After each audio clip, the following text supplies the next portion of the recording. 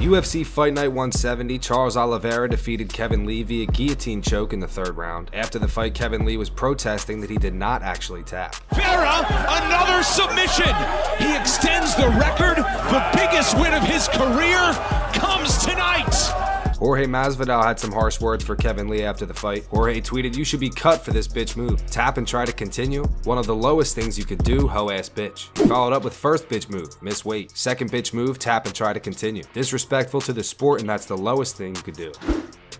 A 5-round middleweight fight between Robert Whittaker and Darren Till has been set to headline UFC Fight Night in Dublin. Robert Whittaker is coming off a KO loss to Israel Adesanya, and Darren Till is coming off a split decision victory over Kelvin Gastelum. A 3-round featherweight bout between Josh Emmett and Edson Barboza has been booked for UFC Fight Night in Oklahoma. Josh Emmett is coming off a TKO victory over Mirsad Bektik. Edson Barboza is coming off a split decision loss to Paul Felder. Here is some new training footage of Yoel Romero straight after his loss to Israel Adesanya at UFC 248. What? Vamos, mira cómo estamos, mira. Listo, listo, listo. ¿Ves? Listo, papá. Listo. Boom, boom. ¿Cuándo fue? ¿Hace ya cuánto días que terminó la pelea? Hace 3 días, ¿no? 3 días, ¿no? 3 días. 3 days. Hoy es martes. Hace 3 días hoy ya. 3 days. It was 3 days ago. The fight. Domingo. Sí, pero hoy. Lunes. Hoy es martes, 3 días. It's 3 days. Sí. Zhang Weili in a recent video speaks on Joanna Jędrzejczyk. She said that both of them met at the hospital, and she said that Joanna kept crying for hours. On her YouTube channel, she went on to say, "After the match, Joanna and we both met at the hospital. We arrived at the hospital almost at the same time. There was just a curtain between us. She kept crying for hours. I felt very sad. I especially wanted to comfort her. But the language barrier, I could only tell her, good job, you did very well. You are very good." Then she kept crying, covering her head. And I feel very sad, to be honest. Although she was disrespectful to me before, but I saw her injury while crying, I felt bad for her. Then when she left, I am waiting for the examination. When she left, she told me this, and I was particularly moved. "Keep defending, I will watch you. Keep defending, I will watch you. It will get harder and harder." I almost shed tears. At that time, I felt the warrior should be like this. Here's some new training footage of Francis Ngannou. Double. 1. Body shot, reload.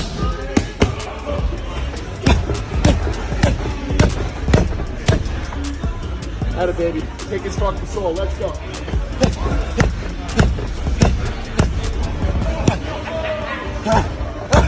Good with me. Let's work. 1. Cross. Double jab over. Lead up.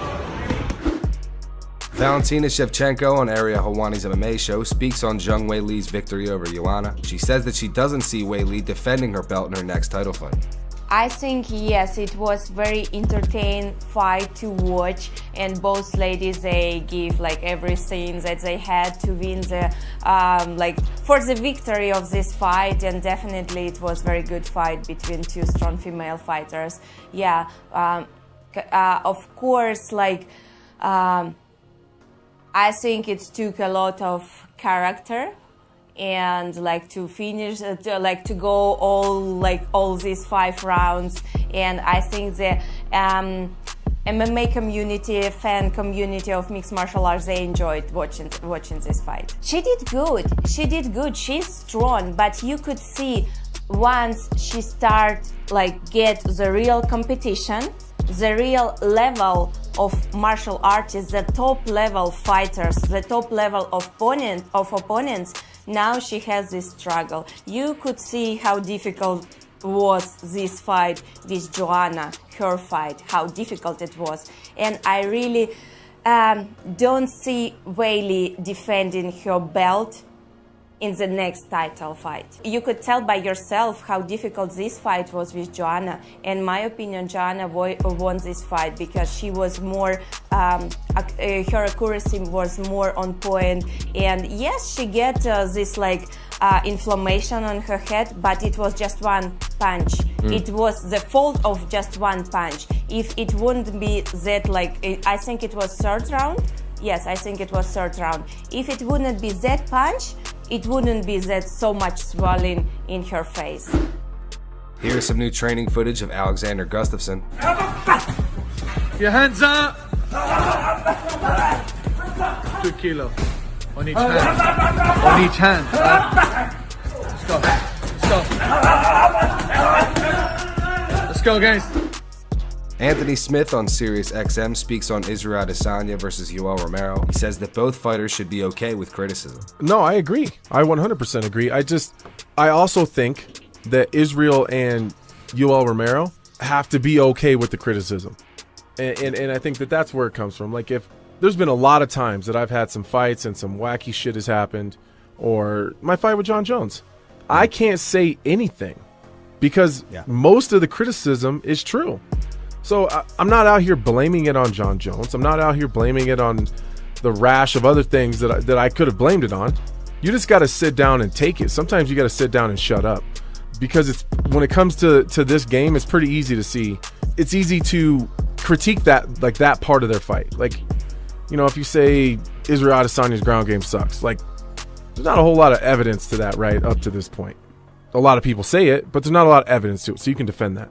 But like, it's pretty easy to look at a fight and say that fight sucked, and there's not a lot you can do to defend that. But they're still trying, and it's very irritating. Like, just come on, guys. Like, listen, the fight sucked, and like you said, they had to follow Joanna and Weili Zhang. Like, they were screwed either way.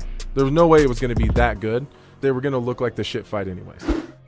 And Michael Bisping on the Believe You Me podcast speaks on Zhang Weili's victory over Joanna Jędrzejczyk. He also speaks on Joanna's head injury. Without a shadow of a doubt, the best female women's mixed martial arts fight I've ever seen.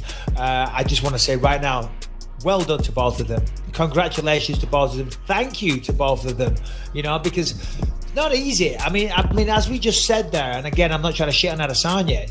You know, we'll get to that in a minute. You know, it's tough to fight fire with fire. It's tough to stand in the pocket and trade blows. It's very hard and dangerous to say this is the type of fight I'm going to have and not to try to be more strategic. But this is what both of them did. Now, all right, granted, it's the way both of them fight. Joanna Jędrzejczyk is a striker, and Weili Zhang likes to get in the pocket and throw powerful hooks and stuff. Not too much of a kicker. You know, she does have some kicks, but it's predominantly hooks and power punches. But they just went to war. Right from the start to the fucking finish, it didn't slow down, and then they just started landing with more frequency. The punches were landing with more impact, and they didn't slow down. I mean, Zhang Weili started to slow down a little bit, but then she found the second wind and stuff. So it was just a fucking amazing fight, and I think everybody feels the same way. And as you saw there, you know, the head on Jędrzejczyk. I mean, this is the thing. I mean, it's a dangerous sport. It really fucking is. I mean, I remember, I think it was the end of the second or the third, we started seeing an egg on top of her head, like a big hematoma. But then, for me, it swelled to the entire head. And the poor girl, it's out of line, because we're seeing all like the memes and stuff online now, you know, which...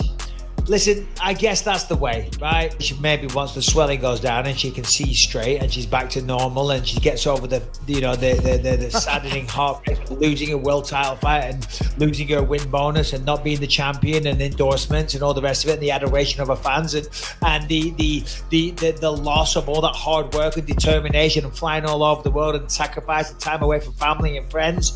Yeah, I'm sure once she gets past that, she'll laugh. She'll laugh heartily into the night, Lewis. Come on, get a grip. But yeah, I mean, there's a side-by-side. I always say this, I'm not going to make fun of it. I'm not. Number one, I don't find it funny. I find it shocking. It's definitely shocking to see the amount of swelling. But I don't think it's funny. You know, certainly as a fighter, maybe you as a comedian and a fan, you can.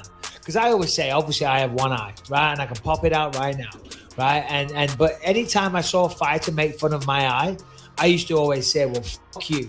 I hope and pray that the same thing doesn't happen to you. You shouldn't tempt fate like that. Because I'm retired, so maybe I can talk shit now. Yeah. But if you're still an active fighter and you're going to mock another fighter's injury and then step into an octagon, fucking hell, mate, you're tempting fate that the same thing's going to happen to you. So I won't do that. And actually, I think it's in very, very bad taste for another fighter to do so. Everyone else, as members of public, they can do whatever the they want. That's going to wrap it up for the news. Thank you so much for watching. If you enjoyed the video, be sure to drop a like down below and subscribe to Full Mount MMA on YouTube. Here are the 3 top comments from last video. These comments are in reference to UFC Fight Night 170. First one says Kevin wasn't tapping. He was just patting Charles on the shoulder to let him know it was a good joke. The second one says Kevin acting like a kid in school when the teacher caught him cheating on a test. And the final one says Kevin Lee's cardio is atrocious. It seems to get worse every fight. Those were the 3 top comments from last video. If you want to be featured in the next video, be sure to drop a comment down below on this one.